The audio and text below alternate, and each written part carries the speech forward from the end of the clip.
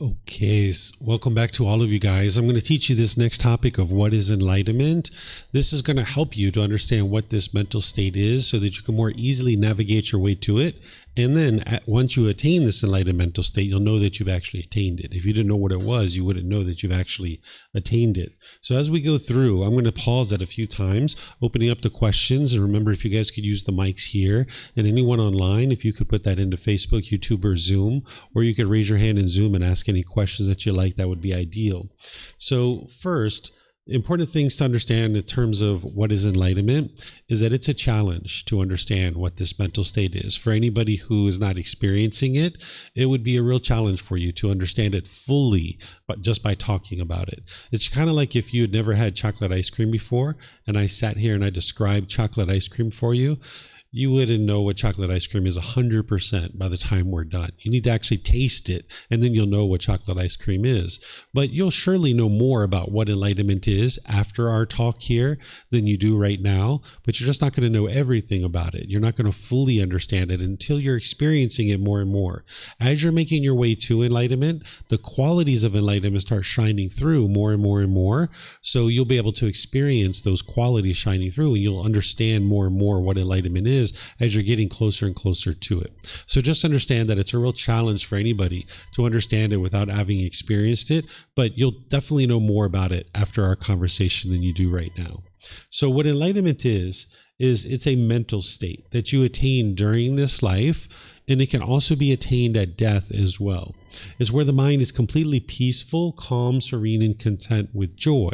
An individual no longer experiences any discontent feelings. All the anger, sadness, frustration, irritation, annoyance, guilt, shame, fear, stress, anxiety, loneliness, boredom, shyness, resentment, jealousy, all of this and others are completely eliminated from the mind. The mind will be calm and relaxed, but yet attentive and alert. There'll be focus, concentration, clarity, and deep memory in the mind. You'll notice that you'll no longer experience this bitterness and harshness and hostility any longer. The mind will be concentrated, steady, and unshakable.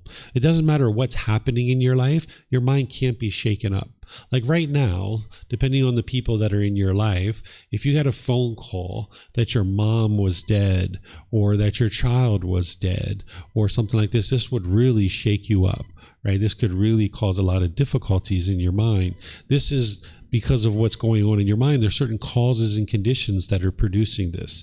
In order to get to this enlightened mental state where the mind's completely peaceful, calm, serene, and content with joy, an individual needs to eliminate the craving, anger, and ignorance. And by eliminating the craving, anger, and ignorance, these pollutions that we're going to talk about on Wednesday morning, that's where the mind is now free, that it's not bound up in experiencing this constant struggles and difficulties with these strong emotions coming into your mind over and over and over again. You'll get to the point where you need to do something called realizing non-self and dissolving the ego. So the mind will be practicing generosity, loving kindness, and wisdom, which are the exact opposites of craving, anger, and ignorance. So while enlightenment itself is a mental state that you're attaining in this life, the path to enlightenment is where you're purifying the mind of these pollutions. And you're going to learn about these pollutions today, and even throughout this course, I'm going to be sharing with you a bit about these pollutions. So the path to enlightenment is to purify the mind and eliminating the causes and conditions that are keeping it in the unenlightened state. I oftentimes hear people refer to enlightenment as happiness, and while there's plenty of happiness in the enlightened mental state, I tend to not refer to it as this ultimate bliss or happiness, which is what a lot of people refer to it as, because the happiness that you're used to now is like conditional happiness, where based on some condition, you will be happy, right? And now that happiness is like, oh, I'm so happy. I see my friends. They're coming to see me. Oh, we're going to have food together. I'm so happy. I'm so excited, right? There's like this kind of like unstableness in the mind. Is kind of like bouncing off the walls a little bit, right? That's not the happiness of the enlightened mental state.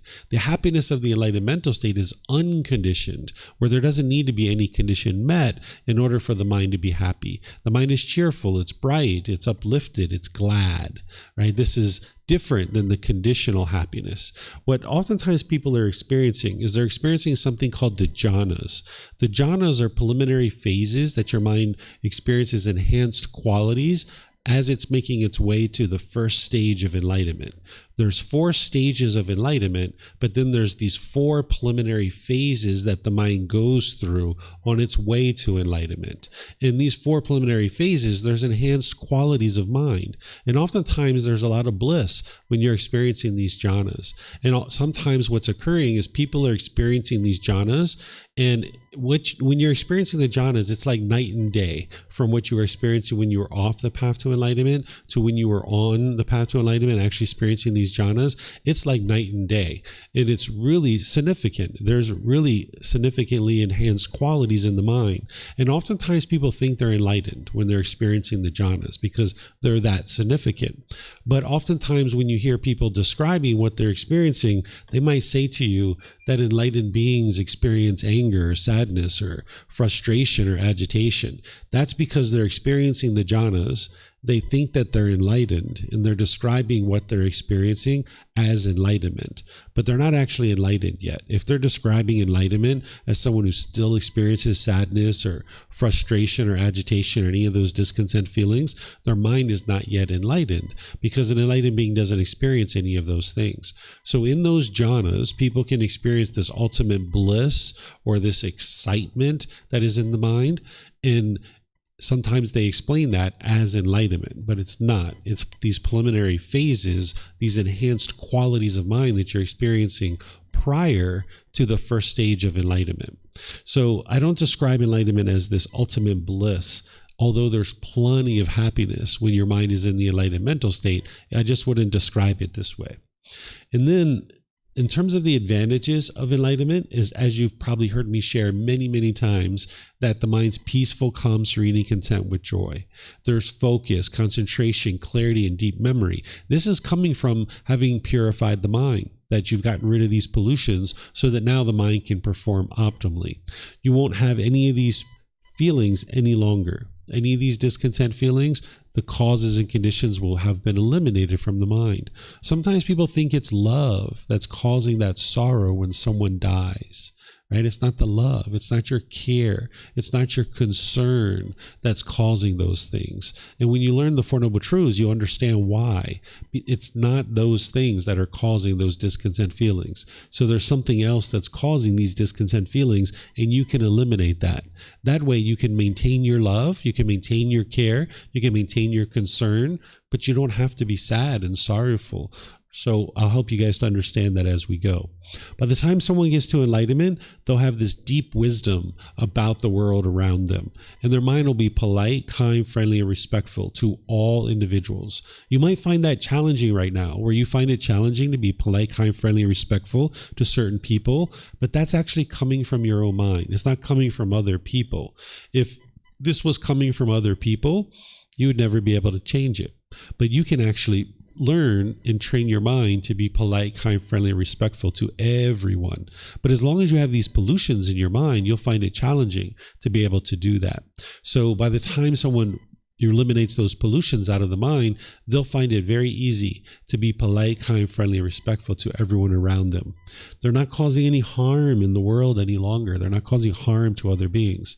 You can't cause someone to be discontent, but you can cause them harm through causing harm to their physical body, to their material possessions, to their reputation.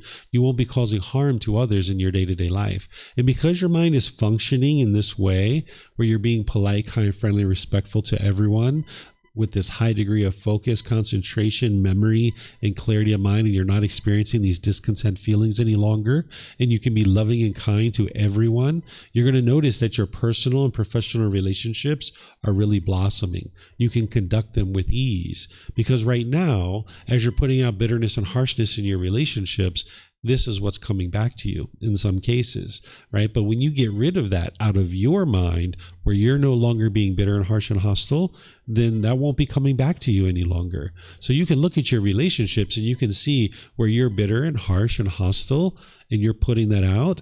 that's what's coming back to you in those relationships. But when you transform your mind, you'll see that you will experience more and more peace and more joy, and you'll experience more harmonious relationships. Sometimes people think the way to improve their relationships is to change other people, but this isn't going to improve your mind. You can't change other people, and you can't change 8 billion people in the world to do things your way, but you can transform your mind. And when you transform your mind, then you'll be able to have these really satisfying, sustaining, and fulfilling relationships. Because if you're having broken relationship after broken relationship after broken relationship, this is because the mind just hasn't cultivated the wisdom of how to have harmonious relationships yet. And as you learn how to do that, then you'll be able to have very satisfying, fulfilling, and sustaining relationships. By the time you get to enlightenment, you're not even in a bad mood anymore. It's physically impossible for someone who's in the enlightened mental state to experience a bad mood, because the causes and conditions that are producing it have been uprooted and eliminated out of the mind. In terms of how to attain enlightenment, these are the core central teachings that you're going to need. And you're going to learn all of these in this particular course, pretty much. We're going to be studying the 3 universal truths, the 4 noble truths, the Eightfold Path, and the 5 precepts, all as part of this course. So you're going to be learning these. I'm not going to teach you the Brahma-Viharas, but I am going to be referencing them in this particular course. The Brahma-Viharas are 4 healthy mental states that you need to cultivate in order to be able to make your way to enlightenment. It antidotes specific challenges that you have in your mind. These wholesome mental states are things like loving kindness, compassion, sympathetic joy, and equanimity. You're going to hear me kind of mentioning those, but I'm not going to really call them the Brahma-Viharas. But in the next course, the Harmony and Relationships course, which I'm going to be teaching 2 weeks from now. In that course, I teach the Brahma-Viharas, and I teach it in our group learning program. It's in the book, so if you have the book, you'll see it in there. But nonetheless, you're going to need to learn the Brahma-Viharas. You're going to need to know the 10 fetters. You're going to need to know what they are. You're going to need to know what the symptoms of them are. You're going to need to know how to eliminate them, and how to know that you've actually eliminated them. I'm going to introduce you to the 10 fetters here in a moment. These are 10 individual pollutions that are in the mind. But in terms of getting that level of depth that I just described, I teach that in August. Each August, I teach a retreat. It's called Purification of the Mind to Attain Enlightenment, where I spend about 1 hour to an hour and a half on each individual fetter, helping you to understand what it is, what the symptoms are, how to eliminate it, and how to know that you've actually eliminated it. But at this point in your journey, all you need to know is just kind of like an introduction to the 10 fetters. So that's why I'm going to help you with that here in a moment. Then you're going to need to know the 7 factors of enlightenment. This is a tool that's going to help you to fine-tune your mind and refine your mind. Then there's extensive meditation training that you're going to need to learn. And then as you're learning these things, it's important that you learn, reflect, and practice, that you don't believe the teachings of the Buddha. By learning them, examining them, investigating them, that's where you're bringing into intellectual understanding of the teachings. Then you're going to reflect on them to independently verify whether they're true or they're false. And then you practice them. And when you're practicing them, that's what's actually training your mind and uprooting the pollution out of the mind. And that's where the real transformation to your mind and your life is occurring. And you can't do this through belief. With belief, you don't know what's true or false. You're just believing it. But if you're learning, examining, investigating, intellectually bringing something into your mind, you're then reflecting to determine whether it's true or false, and then you're practicing to see the transformation to your mind, then that's where your wisdom is being cultivated. And now you have the wisdom of understanding how to journey on this path. And that's what we mean by awakening the mind to enlightenment. Awakening the mind to enlightenment is to cultivate wisdom. That's what it means. And you can't cultivate wisdom through belief, because belief, you don't know what's true or false. And that might be what you're doing up to this point in your life, is just believing certain things. But you would like to get away from that. You would like to be able to know the truth with 100% certainty. And that's what's going to help you to gain the wisdom you need to awaken the mind to enlightenment. So do you guys have any questions on what I've been sharing so far? Anything you'd like to ask? No? Okay. So underneath of all the teachings of the Buddha, he's guiding you to eliminate the 10 fetters. These are the 10 individual pollutions that are hindering the mind and keeping it in the unenlightened state. He referred to them as fetters because during his lifetime, if you were a criminal that they were trying to keep confined to a certain area, they would attach a fetter to your ankle. It was like a shackle and a chain and a ball. And they would just keep you turned out in a field. And now you couldn't really go anywhere. You were just kind of stuck in that place. So when the Buddha discovers these 10 pollutions, he refers to them as fetters because it's keeping the mind stuck in this unenlightened state. It's not free.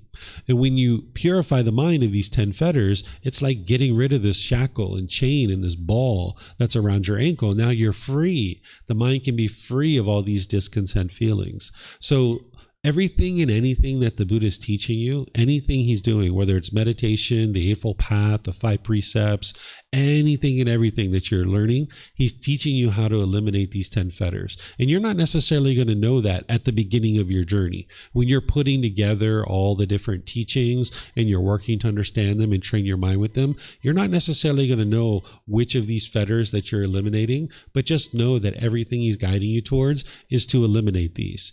Once you start experiencing the jhanas, that's where you start focusing on the 10 fetters more closely. At this point in time, you just need to get the initial core teachings under your belt and start practicing them.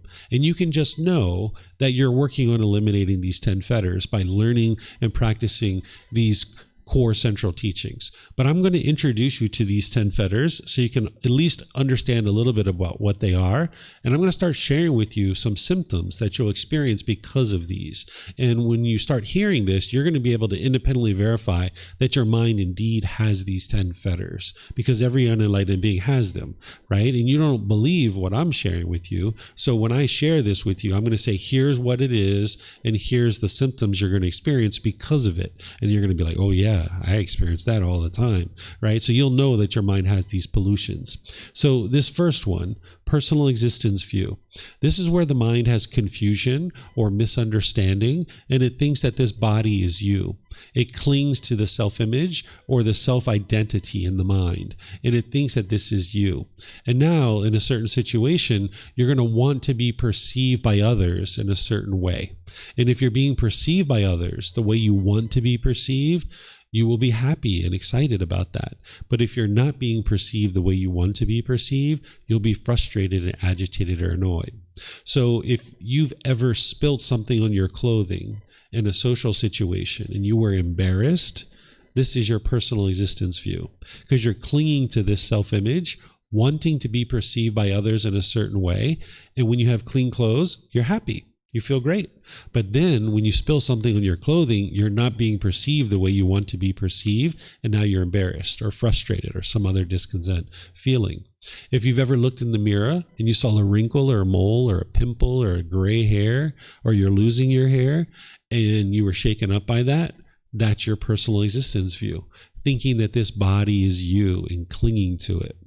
If you've ever stood in front of your closet and thought about, who am I going to see today? And how do I want to look? What clothing do I want to wear? Oh, that special shirt. Let me get that one. I'll look really good in that, right? This is the mind's personal existence view. You might have even tried on different outfits, looked in the mirror, I'm like, nah, that's not the outfit. And then you put another one, no, that's not the outfit. And then you put a third one and you're like, all right, yeah, I'm ready to go out now. This is the way I want to look. Right? Or if you were like me, when I was growing up, I used to get out gel and mousse and I would run it through my hair, and I tried to get every little hair in exactly the right spot before I go outside. I couldn't go outside to school, for example, without having every little hair in exactly the right spot. And sometimes I did this so much that I would miss the bus, right, on my way to school. So this is the mind's personal existence view, clinging to the self-image, wanting to be perceived by others in a certain way, and being shaken up in discontent when you're not being perceived that way.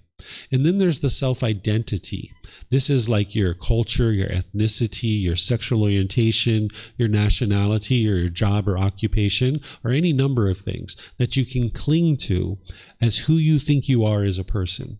Maybe I am Israeli, or I am Brazilian, or I am Spanish, or I am, I think you didn't grow up in Canada, right? Polish. I am Polish, right? Or I am American. I don't know where you're from. Where are you from? from Russia. I am Russian, right? I am a Brit. I am an Aussie. I am this. I am that. It can be any number of things. It can be I am a boyfriend. I am a girlfriend. I am a husband. I'm a wife. And now when you're in a relationship, you're like, wow, I feel great because I'm a boyfriend. I'm a girlfriend. I'm a husband. I'm a wife. But then when you guys break up, you feel uncomfortable, because your mind identifies with I am a boyfriend, I'm a girlfriend, but now you're not that anymore. And now you might have felt like you wanted to hurry up and get right back into another relationship again. And the mind thought that this is the way to solve it, because you feel uncomfortable being single, and the mind's like, oh, I know what I'll do. I'll hurry up and get back in another relationship, right? But that doesn't solve the problem. The problem is that the mind's clinging to this identity as who you think you are as a person. Or say you were doing a job or occupation. Say like, I am a police officer. Well, now, as long as I'm doing that job, I feel great. But then maybe I get injured. Maybe I get fired. Maybe I retire and I'm not doing that job anymore. And I feel like less of a person. I don't feel whole anymore because I'm now driving a taxi and my mind's identifying with I am a police officer. When in reality, that's not who I am as a person. It's just a job. It's just an occupation. And the mind is clinging to this as who you think you are as a person. So the mind can cling to any number of things as who you think you are as a person. I had a student contact me one time. They were having a lot of trouble during right after COVID, because they kept saying to me, they said, David, I am a great tipper. And every time I go into these stores, they ask for, contactless payment. And I'm just ordering a cup of coffee and I don't think I need to tip. In the past, I used to just give them my money and then they would just give me my change and I would leave with my cup of coffee. But now they're turning around this computer screen and it's saying like tip 20%, 25%, 30%. It's like, I don't think I should tip. And I feel really uncomfortable in these situations and I don't understand why. I am a great tipper. Why am I feeling this way? And I was like, that's the problem.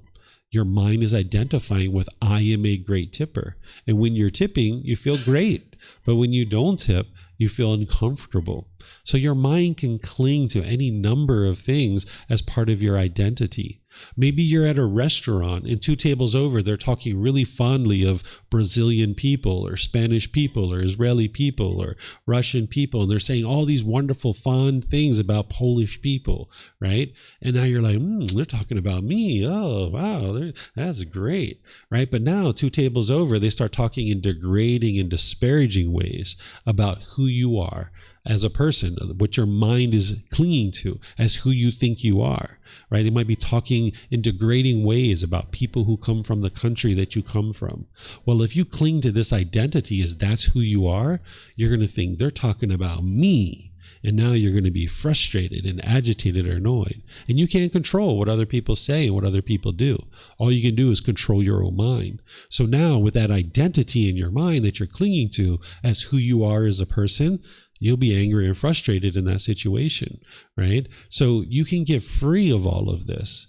In fact, people sometimes have personal existence views so badly that they will come to a place like Thailand in search of themselves. They will tell their family and friends back at their home country, they will say, I don't even know who I am anymore. I need to go find myself. I need to find my true self.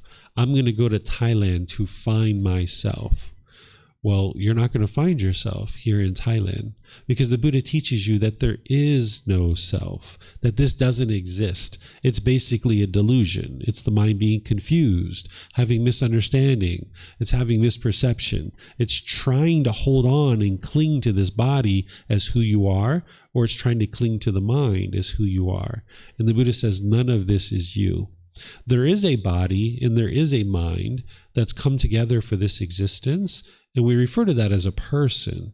But as soon as you cling to this body, wanting it to be permanent, or you cling to any kind of identity in your mind, wanting that to be permanent, when everything shifts and changes because of impermanence, now you're frustrated, you're agitated or annoyed, you're having difficulties. So you can get free of this by eliminating personal existence view from the mind. And we'll talk more about this tomorrow when we talk about the 3 universal truths. Then there's something called doubt. Doubt is where you have doubt about the teachings of the Buddha and their ability to attain enlightenment. And it's very common for people to have doubt when they first come to the path to enlightenment. You might doubt that this person, the Buddha, even lived. You might doubt whether his teachings will actually lead to enlightenment. You might doubt this community that you're part of. You might doubt your teacher and his ability or her ability to help you to get to enlightenment. Or you might doubt your own ability to get to enlightenment. You might be like, that enlightenment is for other people. It's not for me, right? I'm not able to do it. There's just no way I'm going to be able to do it in this life, right? This is very common. So if you have doubt in your mind about whether these teachings actually lead to enlightenment or whether there's even something possible to obtain called enlightenment, that's very normal. But what you do is you don't get rid of this doubt through blind belief. That's not what's going to eliminate your doubt. The way that you eliminate your doubt is by investigating the teachings, by sinking your teeth into them, investigate them, examine them. Because as you're investigating and examining the teachings and you're reflecting on them to verify if they're true or false, and you're practicing his teachings, you see the improvement to the condition of your mind in your life, and you're going to know, oh my goodness, these teachings work. Because you're going to be in situations where you're once angry and frustrated and agitated, and you'll have that same situation occur and you're not angry anymore. You're just completely peaceful, and you're like, oh my goodness, this stuff's working, right? So you'll get rid of this doubt through actually transforming your mind. So you can actually turn this doubt into a positive, right? You could say to yourself, yeah, I do doubt the teachings of the Buddha. I don't know whether they lead to enlightenment or not.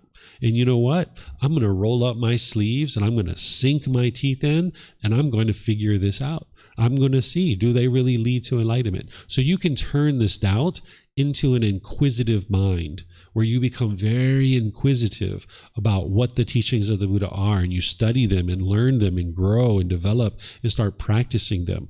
That's what's going to lead to the elimination of your doubt. So if you have doubt right now, that's normal. Right? It's very normal, but harness it, roll up the sleeves, turn it into an inquisitive mind, investigate the teachings, start practicing them, and see for yourself that they're true. The Buddha never said, just believe my teachings.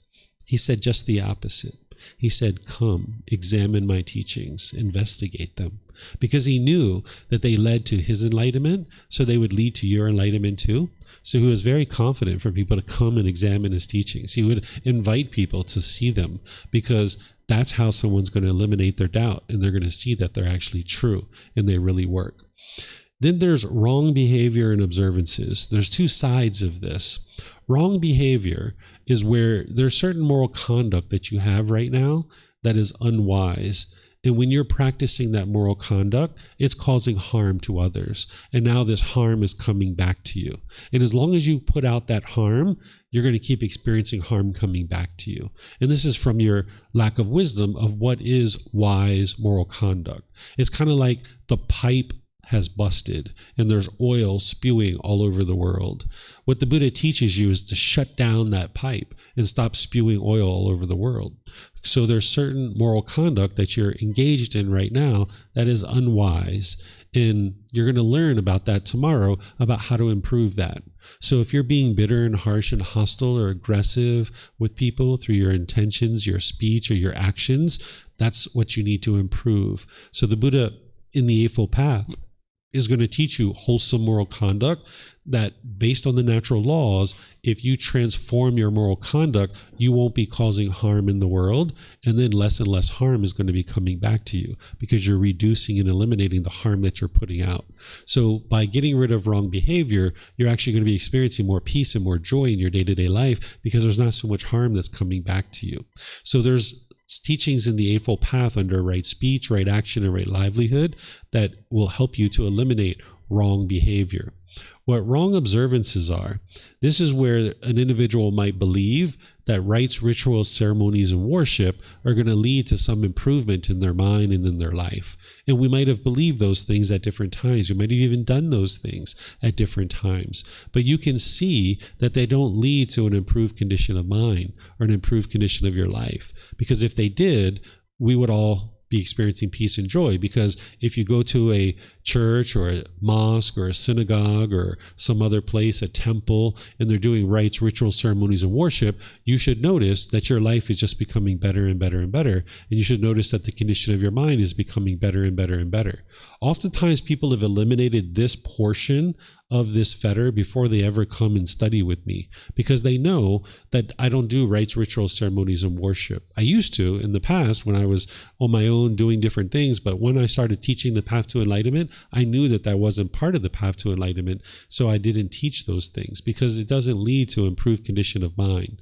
What the Buddha is teaching you to do and he's guiding you to do is cultivate wisdom. He's helping you to cultivate wisdom about the natural laws. And there's no amount of water that I can sprinkle on you that is going to help you cultivate wisdom. There's no amount of strings that I can tie on your wrist that is going to help you to cultivate wisdom. There's nothing that I can do with a wafer to eat it on your tongue, or drinking this little bit of wine, or having incense around, any of those kinds of things. There's tons of rituals out there in the world. None of that stuff is actually going to lead to wisdom. So that's why the Buddha never taught it. But unfortunately, you will see people that are doing those things, attributing it to the teachings of the Buddha and thinking that that's what he actually taught. Where when you go back to his original teachings, you can see that he never taught these things.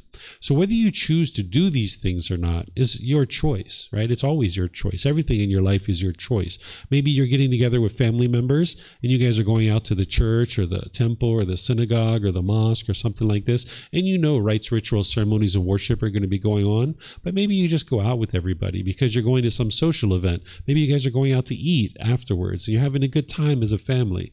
Well, if people are doing rites, rituals, ceremonies, and worship, that's their choice. And even if you choose to do it, that's your choice. But if your mind understands that these things are not going to lead to wisdom, they're not going to lead to enlightenment, they're not going to lead to an improved condition of mind, then you understand that and your mind has eliminated this portion of the fetter. Right? So this is wrong behavior and observances. Then there's something called sensual desire. What sensual desire is where your mind is longing, yearning through your senses for permanently agreeable contact. When we talk about craving, desire, attachment, wants, and expectations, we're generally talking about sensual desire. Essentially, you have 6 sense bases. You have the eyes, the ears, the nose, the tongue, the body, and then the mind itself. And the mind will long and yearn through these senses, and it will want contact through these that is permanently agreeable. And when you get agreeable contact, you will get pleasant feelings like happiness, excitement, thrill, exhilaration, euphoria. But when you have contact through these sense bases that is disagreeable to you, that's where your frustration and agitation and annoyance and all these other painful feelings will arise. So for example, if you're sitting at a traffic light and you hear music from the car next to you through your ear, you hear a sound that this music is sound that you really like, you tend to listen to this music yourself, you might be dancing in your seat. You might be like, yeah, all right, man, that's my jam. Let's go. Come on, right? But then you pull up to the next traffic light and somebody else pulls up to you with a different type of music. And now you hear that through the ear. You're having disagreeable contact. It's like, oh, man, maybe you're frustrated or agitated or annoyed. It's not that person who's causing it. And it's not the music that's causing it. What's causing it is this sensual desire. The mind is longing and yearning through your senses, wanting permanently agreeable contact, where you live in an impermanent world. You're going to see things, you're going to hear things, you're going to smell things, you're going to taste things, you're going to have things come in contact with the body, and certain things that go through the mind that are either agreeable or disagreeable for you. And it's your craving, desire, attachment. It's your central desire that you are considering these things to either be agreeable or disagreeable. And now you're going to form pleasant feelings if it's agreeable, and you're going to form painful feelings if it's disagreeable. But when you get rid of this sensual desire and your mind's no longer doing that, your mind can be free, that you're able to be completely peaceful and joyful no matter what. So when this person comes up with the music that you tend to listen to, it's like, sweet, that's my jam. All right, let's party. But then somebody else pulls up to you with a different music. It's like, well, I don't usually listen to that music, but they're having a good time. So wonderful, right? You can maintain your contentedness. You don't need to be frustrated just because of this 3-minute traffic light where this person is sitting here with some music that you tend to not listen to. It's just an impermanent situation. No need to be upset by it. And then, you guys probably understand the eyes, ears, nose, tongue, the body pretty well. But then there's this sixth sense base, which is the mind itself. That there hasn't been any contact through the other sense bases, but the mind itself can be thinking about something from the past that was either pleasurable or painful. And now in the present moment, you're forming feelings about that thing. So maybe there was something very pleasurable that happened in the past. You're getting all happy just by thinking about it. Or there was something very painful. Maybe you were abused as a child and you're thinking about that in the past. Or some boyfriend or girlfriend that broke up with you. And maybe your mind is still thinking about that from the past. And now in the present moment, you're experiencing painful feelings. There hasn't been any contact through the eyes, ears, nose, tongue, or body, but it's just the mind itself. And it can be the same thing for the future. You could be thinking about something in the future, either painful or pleasant, and now you could be forming feelings in the present moment based on those things. And that's the sixth sense base. And there's sensual desire, where the mind is longing, yearning for permanently agreeable thoughts going through your mind. And as long as you're unenlightened, you're going to experience disagreeable thoughts sometimes. So this sensual desire is motivating the mind to form these conditioned feelings. Like based on some condition, you're going to experience either pleasant, painful, or neither painful nor pleasant. And when your sensual desire is getting fulfilled, you'll be very happy. You'll have pleasant feelings, but it's not going to be permanently satisfied. So that's where the painful feelings come in. And when the painful feelings are coming in, that's where the ill will can arise. What ill will is the bitterness, the harshness, the hostility. This is where you become unskillful through your intentions, your speech, or your actions, right? When somebody's doing things your way, hey, everything's great. But when they're not doing things your way, that's where the ill will comes out. You become very unskillful. You tend to push people away. You might be bitter, harsh, and hostile through your intentions, speech, or actions, or you might put your expectations on people and try to control them to do things your way. So this ill will is motivating unskillful conduct, and now you're damaging your relationships. And then that's all going to be coming back to you.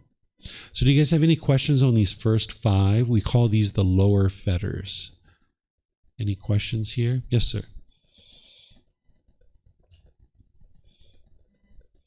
For those of you guys online, you can put questions into Facebook, YouTube, or Zoom, or you can raise your hand in Zoom and ask any questions that you like. So about the annoyance and irritation, is it okay if you just avoid those situations that bring you annoyance rather than trying to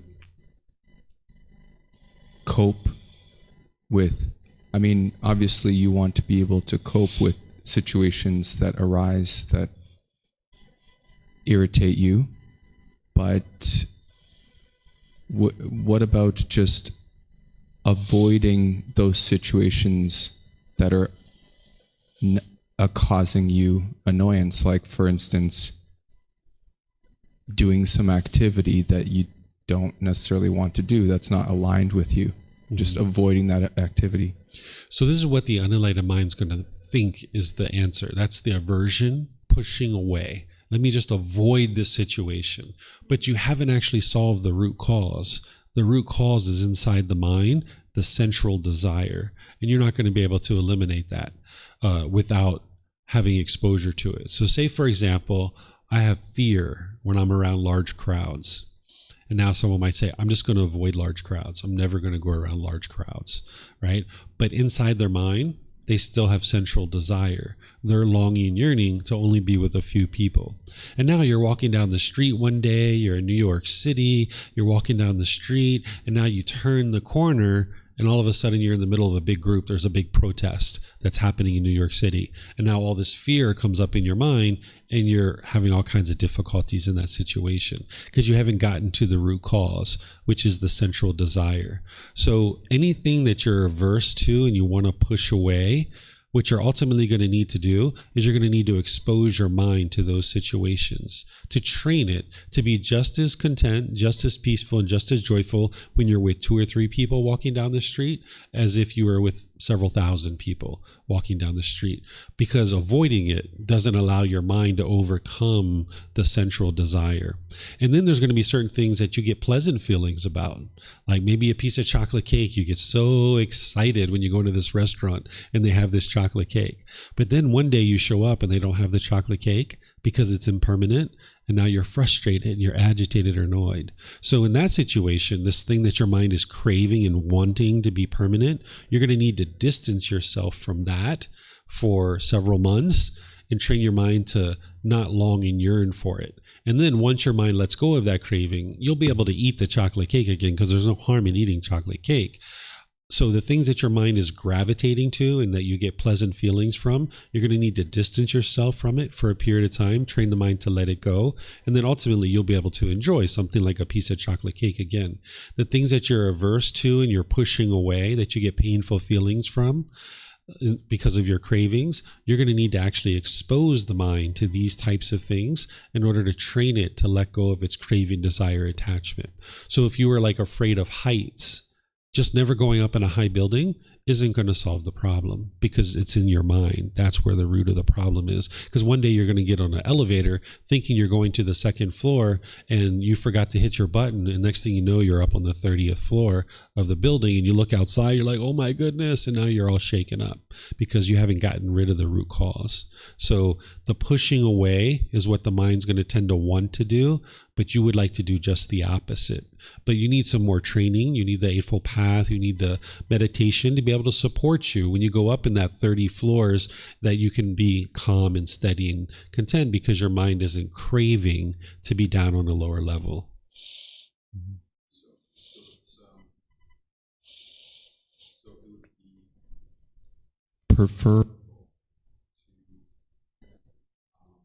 would be preferable to challenge yourself rather than to avoid the challenge. Yeah, so the question that was asked is, it would be preferable to challenge yourself rather than avoid it.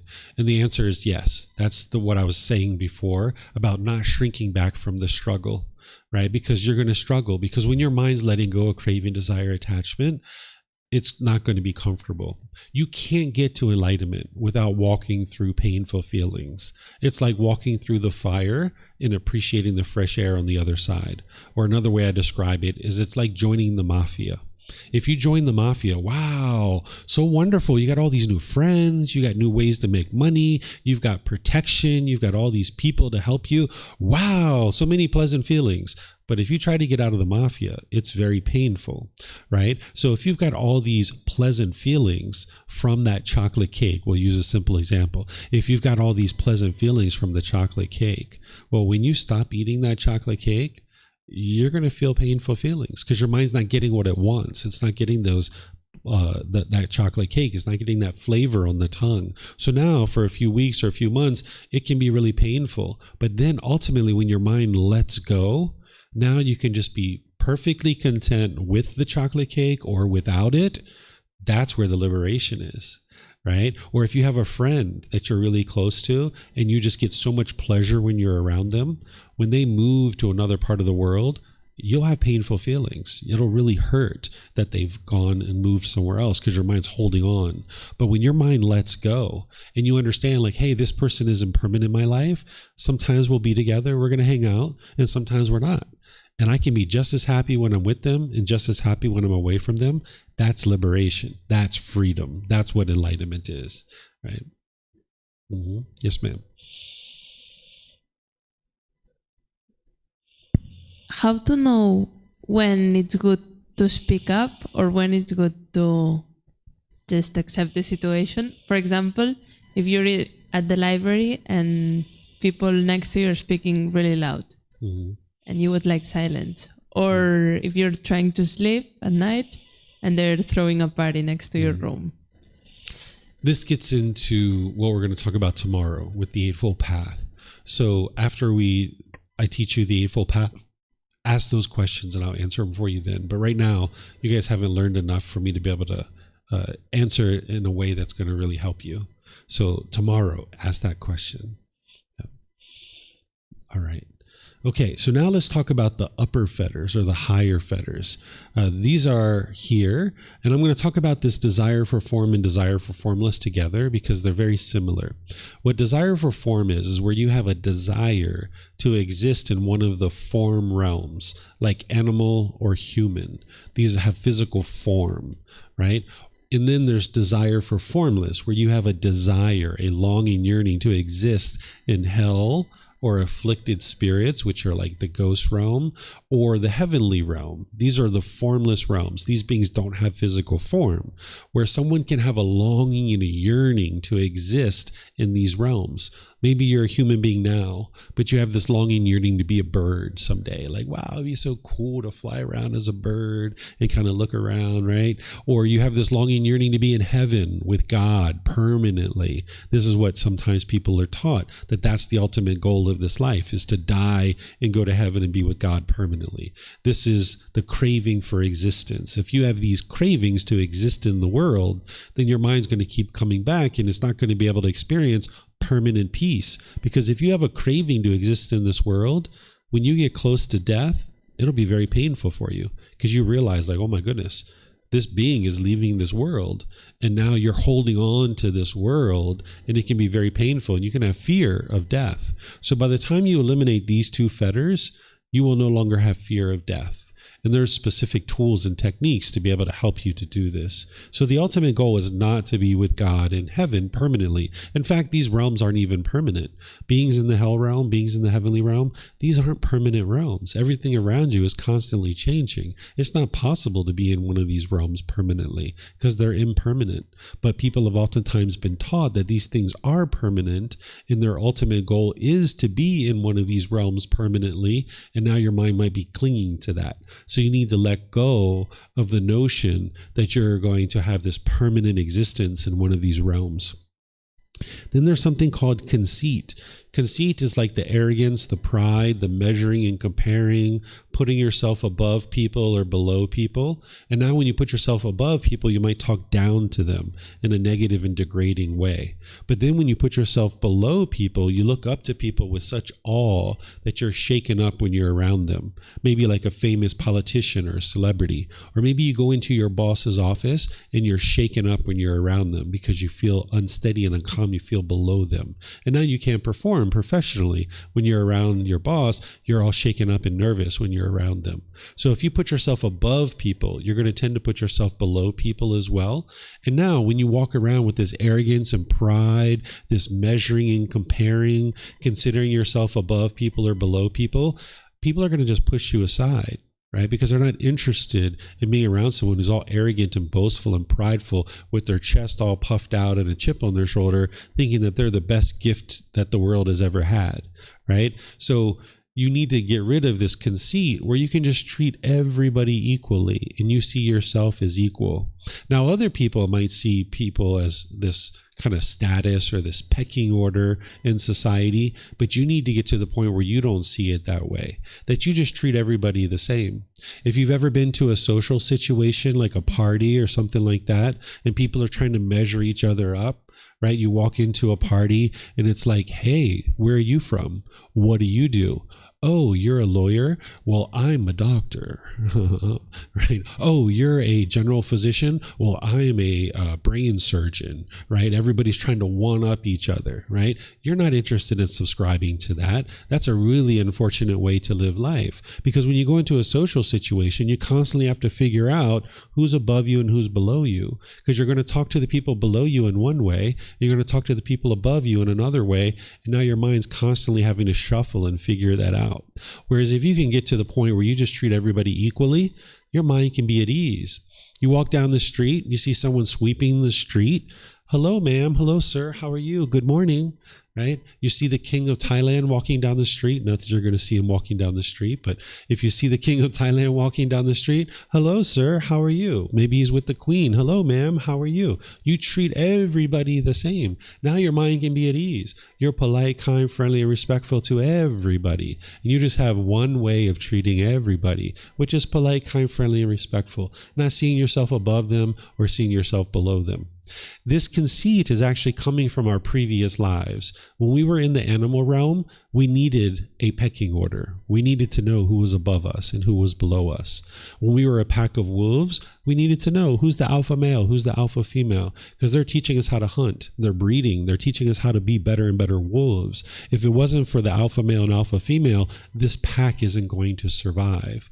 Or when we were a herd of elephants, we needed to know who's the matriarch of our herd, because she's going to show us where the food is. She's going to show us where the migration paths are. She's going to show us where the watering holes are. If we were an elephant and we didn't know who the matriarch of our herd was, we'd just be roaming in the jungle without any understanding of any of these things whatsoever. So we needed this strong pecking order in the animal world. And now when we come into the human world, our mind retains that, and we're looking for this pecking order where we don't need that here in the human realm. We can just see everybody as being equal. So that's where this is coming from, and you need to shed that and not hold on to that conceit. And this is a fetter that's very challenging to eliminate. This is part of what we call the ego. If you've heard that word before, you're going to need to dissolve your ego, where you're not putting yourself above people or below people or judging other people, looking down on them, and trying to determine for other people what is wholesome or unwholesome. This path isn't about changing other people. This path is about changing your own mind. And as long as you walk around with conceit, you're not going to be able to become humble and just see everybody as equal and navigate the world peacefully, because you're going to be arrogant and prideful in other situations, and in other situations you're going to be putting yourself below people and all shaken up. And now you're going to have difficulties navigating the world, and people are going to push you aside when that ego is coming out. So you're going to need to work on eliminating the conceit. And there's other classes that I teach where I'll spend an hour and a half just talking about conceit and how to eliminate it, because there's specific techniques to use to eliminate it. But if you don't know the core central teachings of things like the Eightfold Path, it doesn't make sense to talk about those things. So that's why in a foundational program like this, I'm just going to get you started with the foundational teachings. And then in other times, I will teach you this in more detail and how to eliminate it. Restlessness is where the mind has overactivity, it has confusion and distraction. Whereas if you've ever noticed, like you might be sitting somewhere and you're like tapping your foot, or you're bobbing your knee, or you're tapping your finger or tapping a pencil, this is the restlessness in the mind, where the mind is overactive and then it's coming through in the body. And you might notice that you have this almost obsessive thoughts where you're thinking about the same thing over and over and over and over and over and over and over and over again, and you just can't let it go. Right? So this is called restlessness, and you can eliminate that through training the mind. Then the fetter of all fetters is called ignorance, or what I refer to it as is the unknowing of true reality. Because the Buddha spoke 2,500 years ago, and we're translating his words into English, and oftentimes people are translating it as ignorance. But a Buddha doesn't refer to someone in a derogatory and degrading way. I would never refer to anybody as ignorant. That would be very unwise. To call someone stupid or foolish, that would be unwise to do that. So a Buddha isn't going to refer to people as ignorant. But what he's describing here in this fetter is the unknowing of true reality, the lack of wisdom, the misunderstanding, the confusion. That's what the mind has in the unenlightened state, that it just doesn't understand what it doesn't understand. And as long as there's this lack of wisdom in the mind, you will continue to have discontentedness. The mind is unwise to things like the three universal truths, the Four Noble Truths, the Eightfold Path, the Five Precepts, the Brahma Viharas, the natural law of karma, meditation, the 10 fetters. The mind just doesn't understand what it doesn't understand. Because of its lack of wisdom, it will firmly believe that other people are causing you to be angry. Right? That's what the mind believes, and that's a lack of wisdom. When you learn the Four Noble Truths, you'll be able to see the truth that it's your own mind that's causing these feelings. It's not other people. But as long as that lack of wisdom, as long as that unknowing of true reality is in there, you will lack wisdom of all these other things, and your mind will continue to stay unenlightened. So that's why the Buddha focuses you on cultivation of wisdom, because when you cultivate the mind and develop wisdom, that's what's going to help you to eliminate all these 10 fetters. And now as you do, that's what's going to lead to the peace and the joy. So the ignorance is this lack of wisdom, this misperception, this misunderstanding, this confusion that the mind has. And as long as the mind has that, it will be hindered from being able to experience this improvement in this better way of life that the Buddha taught. So this is the fetter that's keeping all the other ones in place. If it wasn't for this one, all the other ones wouldn't actually exist. But because the mind lacks wisdom, it doesn't understand things like personal existence view. It doesn't understand doubt, wrong behavior, and observances. It doesn't understand sensual desire and ill will. It doesn't understand where that ill will is coming from. The mind thinks it's coming from other people, when in reality it's coming from your own mind. This is the lack of wisdom that the mind has. So that's why the Buddha focuses you on this cultivation of wisdom. Right? The mind doesn't understand conceit. It doesn't understand walking around being arrogant and prideful is unwise. Right? So that's why you're focused on developing wisdom. And that's why rites, rituals, ceremonies, and worship doesn't lead to enlightenment, because you can't get rid of ignorance. In fact, rites, rituals, ceremonies, and worship is part of the ignorance. It's part of the unknowing of true reality. That as long as you keep doing those things and thinking that they're going to lead to better life, your mind's still lacking wisdom of what is the true problem in the mind. So you guys have any questions on the higher fetters? You have a question? Yeah. Thank you for using the microphone. I appreciate that. The people online probably appreciate it too. Yeah. I think the mic's not on.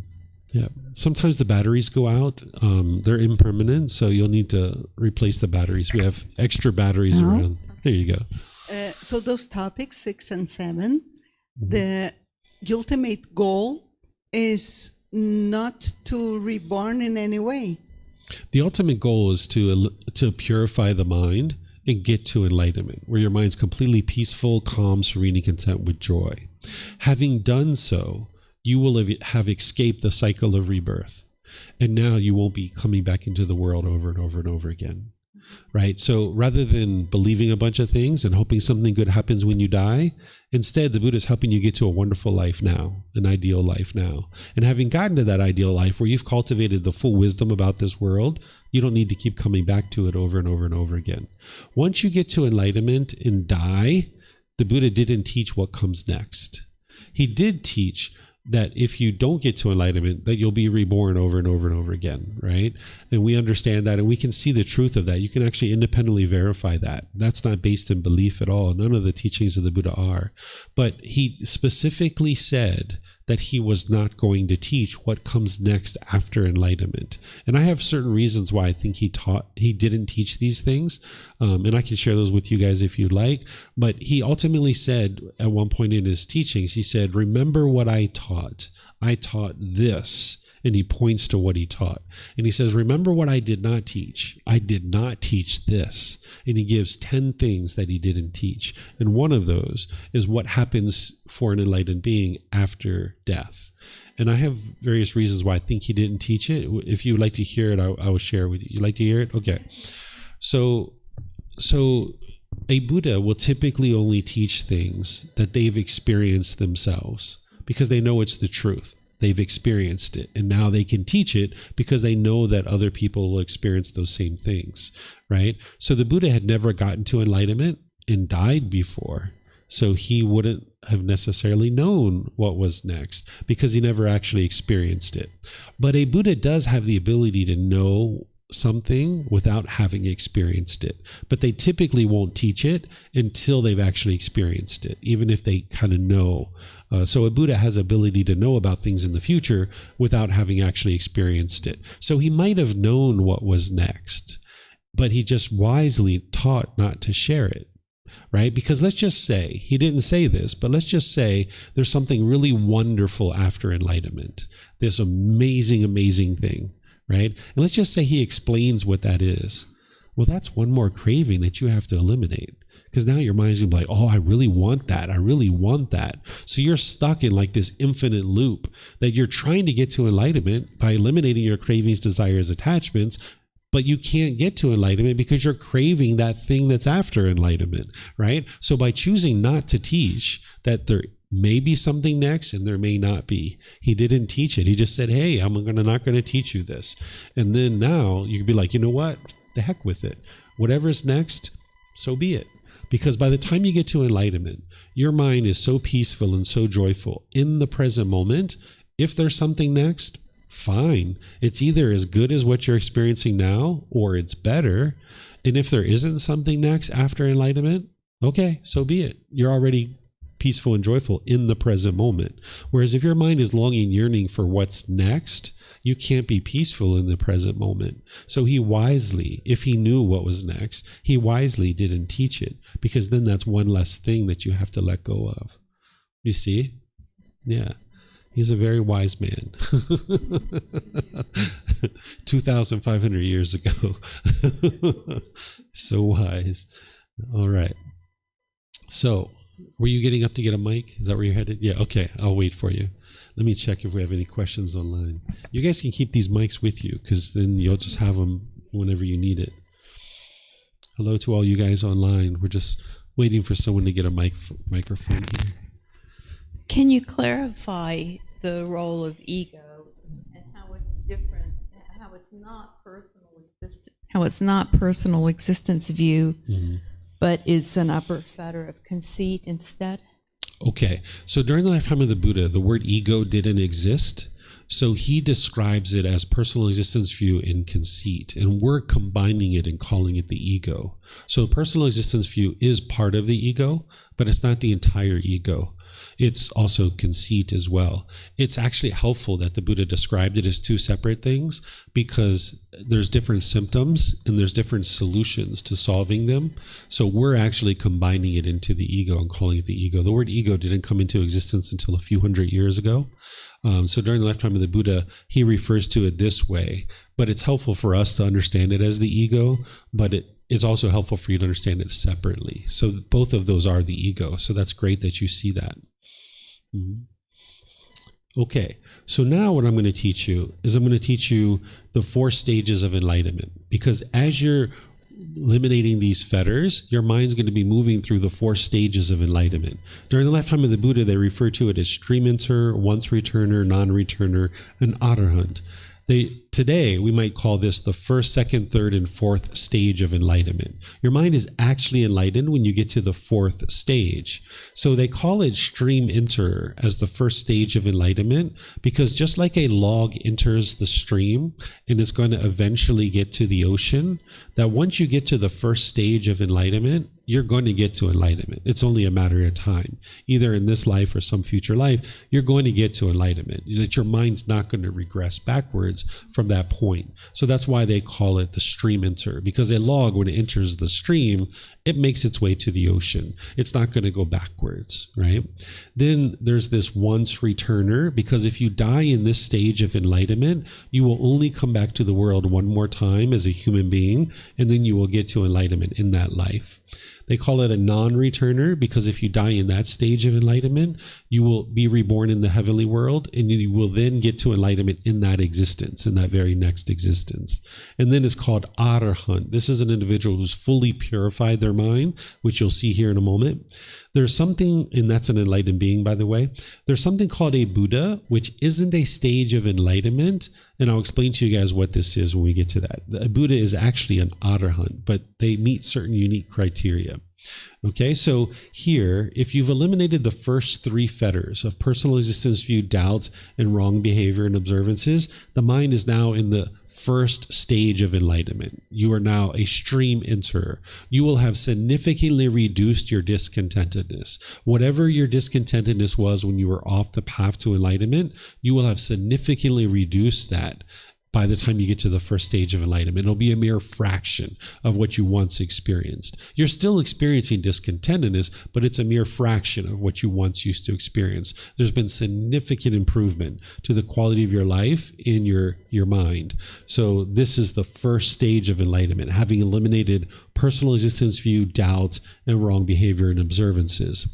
Then, having eliminated those three, when you thin out number 4 and 5, sensual desire and ill will, this is the second stage of enlightenment. And thinning out a fetter means that it's not as strong as it once was. You've thinned it out. You've significantly reduced it. So, for example, with sensual desire, typically when people are minimizing their sensual desire and it's kind of been thinned out, they start noticing less and less interest in sex, that you're not as intrigued by sex anymore. You're not having it as frequently. You're not longing, yearning for it as much, that you've kind of thinned that out. And the same thing with ill will, that because your sensual desire is reducing, your ill will reduce as well. These two fetters kind of work hand in hand together.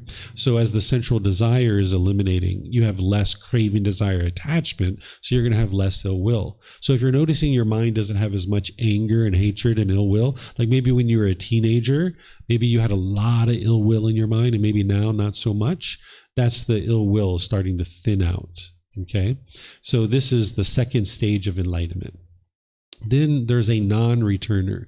This individual is the third stage of enlightenment. They've eliminated the 5 lower fetters. And by the way, in the second stage, the discontentedness has been reduced again. It's minimized even more. By the time you get to this third stage of enlightenment, you're experiencing discontentedness like once every 2 months, once every 3-4 months, maybe even once every 6 months. It's very infrequent and very insignificant when it occurs. It's lasting for like 30 seconds and then it's gone out of the mind. And you'll have like 2 months of peacefulness and joy where the mind's bright and uplifted and cheerful. And then you'll get annoyed or agitated. And you're kind of inwardly frustrated or agitated or annoyed. It's not outwardly. Other people won't even necessarily know that you're agitated. So sometimes someone in the third stage of enlightenment can appear like they're actually enlightened to other people, but inwardly the person themselves knows that their mind is not yet enlightened because they're still experiencing a bit of agitation or frustration inwardly.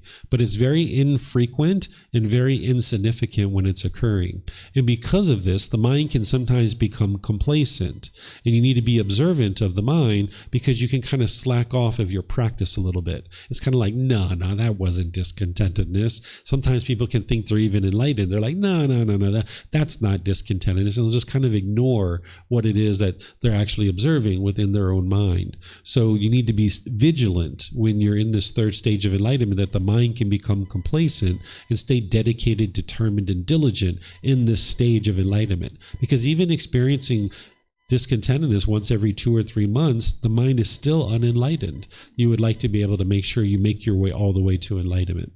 And that's what an individual who's an arahant has done. They've completely purified their mind of all the 10 fetters, and now they're not experiencing any discontentedness whatsoever. It'll be 1 year, 2 years, 3 years. There's no discontentedness in the mind whatsoever. And you will know that the mind is actually enlightened. But I don't suggest that you ever convince yourself that the mind is enlightened. Because as soon as you convince yourself that you're enlightened, this is where your conceit can arise. This is where you can become complacent and think that you're enlightened and kick back and relax and, just not doing much. And if you're doing those things, you're actually not enlightened, right? If you're arrogant and prideful, if you're becoming conceited, if you're complacent and dull and lethargic, your mind's actually not enlightened. So you need to continue to stay vigilant and dedicated. By the time you get to this stage of enlightenment, you'll be practicing these teachings effortlessly.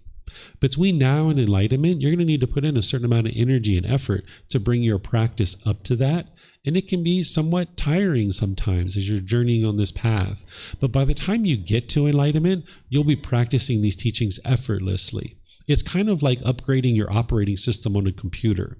When you first upgrade your operating system on a computer, it's kind of like for 2 or 3 weeks, you're like, where did they put those icons? Where are those settings? Oh man, I just can't find those settings. Like, where are they? right? But then after 2 or 3 weeks of using that operating system, it's like, oh my goodness, this is so easy. Why didn't they do it this way before? Like, man, this is so much better, right? You just effortlessly use this new operating system. So it's the same thing as you're upgrading your mind to this new operating system. So right now you might be on unenlightened 1.0. Right? And now you need to go through these incremental upgrades to get to enlightenment 9.0, right? Where now you can function effortlessly through this wisdom that the Buddha shares with you. So by the time you get to this 4th stage of enlightenment, you'll be practicing the teachings effortlessly. It'll be 1 year, 2 years, 3 years. You won't have any discontentedness whatsoever, but I don't suggest you ever convince yourself of that. Because if you guys ever played that game Whack-A-Mole, you know that game where there's like these little moles that pop up and you have a mallet in your hand, and when they pop up, you're supposed to hit them and then they go back down in the hole and you get points for this. Well, if you're standing there thinking game's over and you're holding the mallet down to your side, well, when one of them pop their head up, you're going to miss it. You're not going to be able to pop and hit it on the head, right? Well, the same thing is true as if you think game's over and you're enlightened, when you experience that little bit of annoyment for like 30 seconds, you'll miss it. You won't pay attention to it, right? You'll be like, that's not discontentedness, I'm enlightened, right? So don't convince yourself that you're enlightened. Just always and forever be working to cultivate wisdom and growth and development in the mind. And that's what will ensure you actually will get to enlightenment. Okay, so these are the 4 stages of enlightenment. So now, what is a Buddha? We refer to this individual as a fully, perfectly enlightened one. It is not a stage of enlightenment. There's some people that will tell you that everybody is a Buddha, and this just isn't true. The Buddha never said that. He actually said that it's very rare for a Buddha to exist in the world. It's a very rare thing. And you'll see that when you read the words of the Buddha. He teaches you that it's very rare for a Buddha to exist in the world. And these are the actual criteria of what makes a Buddha a Buddha. They get to enlightenment by themselves without the help of any teachers or any guides. They then dedicate the rest of their life to sharing their independently discovered teachings with countless people. And countless people will get to enlightenment during that person's lifetime. Then they will leave their teachings in such a condition that they've been preserved, and countless more people will get to enlightenment after that person's death.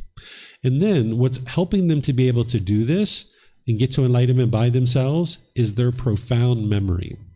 They have an unlimited capacity to remember countless details about their current life and their previous lives too. Where you have a certain limited capacity. It's kind of like a hard drive. You maybe have 500 gigabytes or 1 terabyte. In the last 5 or 10 years or so, you pretty much remember what you've been up to in the last 5 or 10 years. But if you think back to your childhood, you just have kind of spotty memories about things that were happening in your childhood because you've had to delete those old files in order to store these new files. Where an individual who's a Buddha, or even who's going to become a Buddha, they don't have that. They have an unlimited capacity, so they're remembering countless details about their past lives in their current life as well. And they bring together all that wisdom to be able to get to enlightenment by themselves without the help of any teachers or any guides. That's how they actually do it, is that they accumulate all this wisdom to be able to figure out how to get to enlightenment by themselves. Then they can quickly determine the condition of somebody's mind just by spending time with them. And then they can offer that person teachings to be able to help them. This is one of the ways that a Buddha is so effective at actually helping people get to enlightenment, is that when their students are studying with them, they can observe the quality of that person's mind, and then they can offer them teachings to be able to help them so that they can then make their way to enlightenment. They're only going to do that with people who are interested in learning with them. They're not going to just give people unsolicited guidance, but that's one of the qualities that they have, is being able to observe other people's minds and then give them teachings to be able to help them to overcome those challenges. And then lastly, a Buddha is going to be a living, breathing, walking example of their teachings. They're practicing the teachings very deeply because they understand that whatever it is that their students are learning through their spoken words, the students are also learning through their actions as well. So a Buddha understands they're teaching through their actions, not just their spoken words. So they're going to be a living, breathing, walking example of their teachings so that the students can learn through their actions, not just their spoken words. So you'll see that if a Buddha teaches right speech, they're going to be practicing right speech as well. And that way a student can actually learn how to practice the teachings that they're sharing is through their actions. So these are what a Buddha is actually practicing and how we can determine who is a Buddha and who's not a Buddha. The last Buddha that the world is currently aware of existed over 2,500 years ago. So it's very rare in the world that there's an actual Buddha. We refer to this person as a fully perfectly enlightened one. And the reason why is because if you're learning how to get to enlightenment, and let's just say you weren't studying with the Buddha, you're going to learn the path to enlightenment, and maybe 80-90% of the things that you've learned actually led to your enlightenment. But maybe there's like 5, 10, 15, 20% of the things that you've learned and that you've chosen to do as part of your practice that didn't lead to your enlightenment. But you're still practicing those things out of appreciation, respect, and gratitude to your teacher. You're still practicing those types of things. So you've gotten to enlightenment, but you still got this extra baggage around. So an individual who's gotten to enlightenment on their own without the help of any teachers or any guides, they don't have that. That's why they're fully, perfectly enlightened. So an individual who's going to become a Buddha, as they're training their mind to get to enlightenment, if they're trying a certain meditation and it doesn't work to help improve the condition of their mind, they're going to discard it. They're not going to practice that meditation any longer. But someone who isn't a Buddha might continue to practice that meditation, not realizing that it didn't truly lead to their enlightenment. It was these other things that led to their enlightenment. So by the time a Buddha gets to enlightenment, what they know about the path to enlightenment is the path to enlightenment. They understand it very clear, and they essentially spend the rest of their life putting down lights along the sides of the path and illuminating it and making it as bright and as vibrant for everybody to know as possible. So they're illuminating the path to enlightenment so that as many people as possible can walk this path and be able to experience enlightenment. So a Buddha is going to know with 100% certainty what is the path to enlightenment. And they're going to share that with people for the rest of their life, helping countless people get to enlightenment by putting lights down along the path and illuminating it for everyone else. So that's why we refer to them as a fully, perfectly enlightened one, because they don't have all this extra baggage hanging around like another person might. Okay. Now, to share with you how to know that the mind is not enlightened. This is one of the ways that I teach, is I share with you what something is, and then I share with you what something is not. And that's actually helping you to understand what something is by explaining to you what something is not. If an individual's mind is experiencing any of these discontent feelings, then they know that their mind is not enlightened. And what I'm saying here is conditioned feelings, right? Because sometimes people are like, hold on a second. Am I eliminating happiness and excitement? Is that what it means to get to enlightenment? Isn't that going to be so boring and mundane? The answer is no. You're eliminating conditional happiness, meaning you can only be happy if certain conditions are met.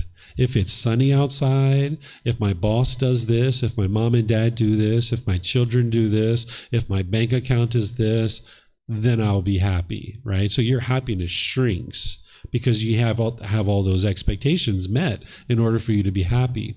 So that's what you're eliminating. You're eliminating the conditionality of your happiness. By the time you get to enlightenment, you're beyond conditional feelings. Your mind's just happy all the time. It's called unconditioned happiness, where your mind's bright, it's vibrant, it's cheerful, it's uplifted, it's glad all the time. And there doesn't need to be any condition met. If it's sunny outside, you're happy. If it's raining outside, you're still happy, because your happiness isn't based on the sun. So therefore, when it rains, you can still maintain your happiness. In fact, by the time you get to enlightenment, even if somebody close to you dies, you can still maintain your joy. You're not going to be all bent out of shape just because somebody died, because you'll understand that, of course, they are impermanent. They're not going to be here permanently.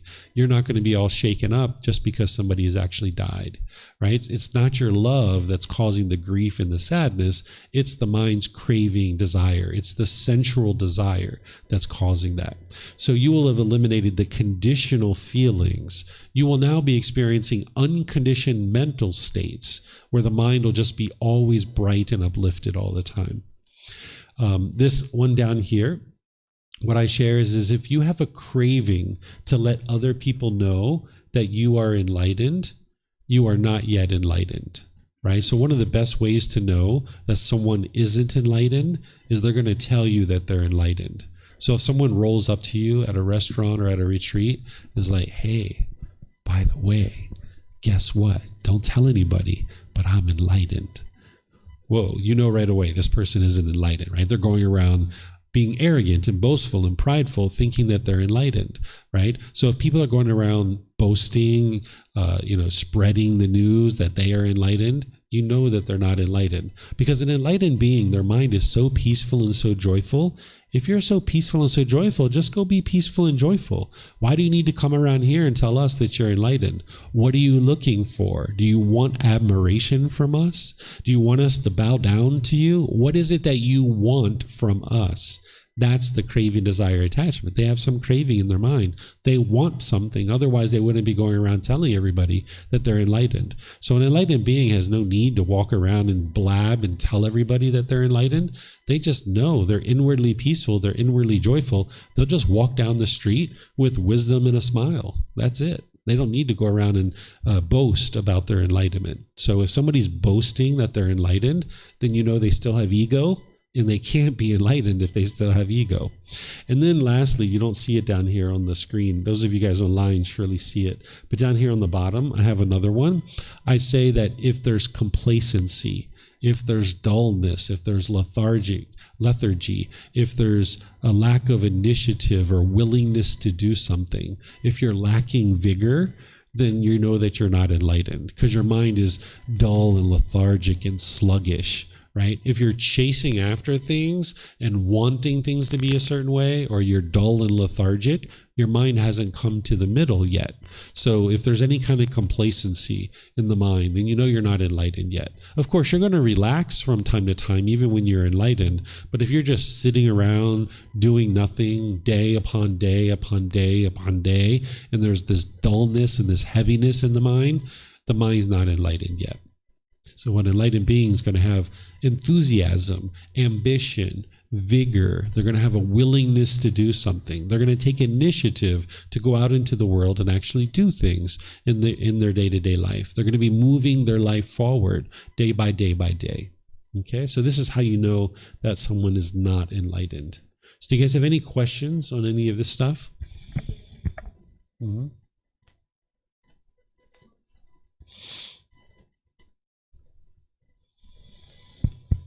Okay.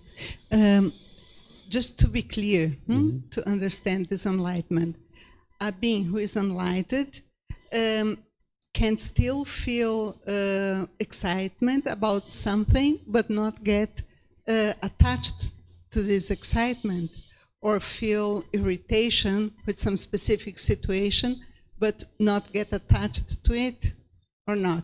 Well, there's no irritation. There's no frustration. There's no annoyment. And there's no excitement. Right now, you guys live for excitement. You just can't wait to get that thing that maybe you're excited to come here this morning. You just can't wait to get to that class or to that temple and to learn that thing. Or you just can't wait to get that new car or something like that. And you get so excited when you get that new car.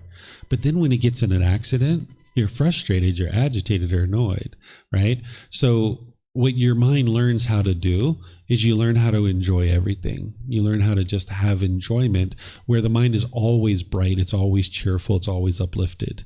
If you have a car, great, I can drive the car. If it's in the shop getting worked on, that's fine too. I know that this car is not permanent and I will just make my way through the world in some other way. So you're not going to be going into this extreme high and this extreme low. Your mind is just completely peaceful and joyful all the time. And sometimes when I describe this, people are like, thinking that the enlightened mind is just like numb or mundane. And that's not the case. The enlightened mind is bright and cheerful and uplifted. You're having a good time no matter what you're doing. You could be sitting in traffic and still enjoying it and having a good time. You're not excited because of the traffic. You're cheerful and joyful despite that there is traffic, because you know that this is an impermanent situation. Your mind's not longing, yearning for something different. You're not happy because your mom died. You're happy despite the fact that your mom died, that you can maintain your joy even though your mom died. So your mind is bright, cheerful, and uplifted, but you're not experiencing that excitement, and you're not experiencing this irritation and annoyance and frustration. Your mind's just always bright and cheerful no matter what you're doing. Mm-hmm. Yeah, you're welcome. Okay, so yeah, you have a question? Yep. You guys crawling around. We have enough mics that you guys can probably all have one, or have one close by anyway. Yeah, we have like 6 of them. Curious. I've heard a lot about this thing which is called the dark night of the soul. Mm-hmm. And I'm just interested whether the Buddha ever spoke about that. Like you need to go really down then to find your way, not just back to this level, but higher to enlightenment, and just be in this state with this deep wisdom that everything is impermanent and it doesn't bother you anymore. Yeah, so there's a lot of new age things that people talk about, and a lot of terms and things like this that people talk about. And, the Buddha didn't talk in these kind of ways. Sometimes we kind of glorify these things, right? The Buddha talked one time where he talked about like how people talk about poetry and how their words are easy on the ears. But he talks about his teachings are being something that's really deep in meaning, something you have to investigate. So I can share with you, based on what you're describing to me, that yes, getting to enlightenment, there are some people who experience as they start learning about this path, they can experience some deep sadness and frustration. And then they slowly work themselves to this enlightened mental state. But that's not everybody that experiences that. Sometimes you're going to see things like people talk about boundaries and setting boundaries and all these different things that oftentimes they're exactly opposite of what would lead to enlightenment. So while you're going to hear a lot of kind of new age things that people talk about, it's great that you're asking these kinds of questions, because it gives you a chance to understand that this isn't part of the teachings of the Buddha. And oftentimes it will mislead you into thinking something that is not actually true. So for example, like boundaries, sometimes people say, well, shouldn't I set boundaries with the people around me? Well, that's like going around the world and trying to teach other people what you want them to do. And now, you got to teach this person this boundary. You got to teach this person this boundary. You got to teach this person this boundary. Now, if someone crosses your boundary, now the person gets angry and frustrated. And there's 8 billion people in the world. You can't teach 8 billion people how to do things your way. This is just sabotaging your ability to have peace and joy. But this is a very common thing that people talk about, is like, oh, you got to set boundaries for your life partner. You got to set boundaries for your kids and things like this. That's going to lead to lots of discontentedness if someone does that. So you're going to hear a lot of these like new age things that are out there. And I would encourage you to ask questions about them if you're curious. But by and large, you can just ignore them, because it's going to oftentimes take your mind in a direction of misunderstanding and into that ignorance or unknowing of true reality, that delusion that the Buddha talks about. Mm-hmm. Mm-hmm. Just one more thing, as I have mic. You were talking a lot about benefits which you get when you get to that state. And do you become more intuitive when you're on the path? Yeah. Yeah, you become very introspective. You become very inward looking. You can look at your own mind, and you gain a lot of. The Buddha talks about this, and you'll experience this. I describe them as special abilities, right? But without thinking about it in terms of conceit, where you can like know things are going to happen before they happen, right?